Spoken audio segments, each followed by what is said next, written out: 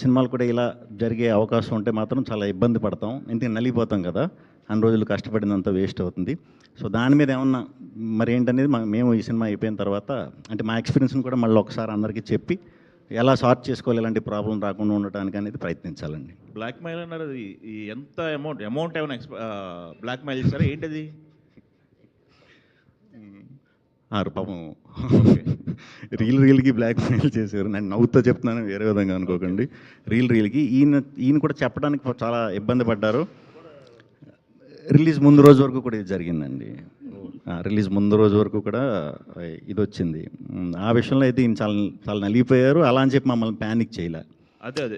అంటే ఈ issue chamber గానే చాలా బాడీస్ ఉన్నాయి. ఇండస్ట్రీ మొత్తంలో వెళ్ళాం. వెంటనే కంప్లైంట్ సపోర్ట్ ఎలా ఉందండి? 100% సపోర్ట్ చేసింది. ఓకే. సో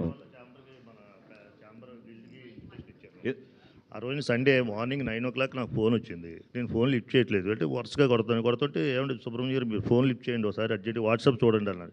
సార్ వాట్సాప్ చూసేటప్పటికి మన సినిమా ఫస్ట్ హాఫ్ అంతా అలాగ వచ్చేస్తుంది. ఏంటంటే ఇది ఏం జరిగిందంటే తెలియదు, మీరు అర్జెంటుగా మాట్లాడుకోండి అంటే నా కొడుకు హైదరాబాద్లో ఉన్నాడు.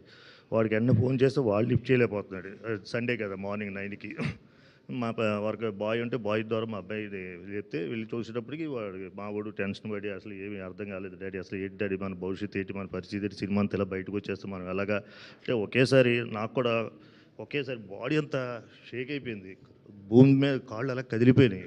వెంటనే మనకి ఏం గుర్తుకొస్తుంది, మా వయసు వాళ్ళకి పిల్లలు కనబడతారు. పిల్లల భవిష్యత్తు ఏంటి, సినిమా అంతా ఇలా బయటకు వచ్చేది ఏంటి, నా కూతురి పెళ్లి చేయాలి, నా కొడుకుని సెటిల్ చేయాలి అన్నది ఎంత కళ్ళ ముందు అలాగా ఒక 10 నిమిషాలు నాకేం కనబడక లైట్గా పెయిన్ వస్తాయి దెబ్బరం చేసుకొని అంటే మా అబ్బాయి దగ్గరికి మా అబ్బాయి ఫోన్ లిఫ్ట్ చేసి ఏ డాడీ అంటే అన్ని పంపించాను.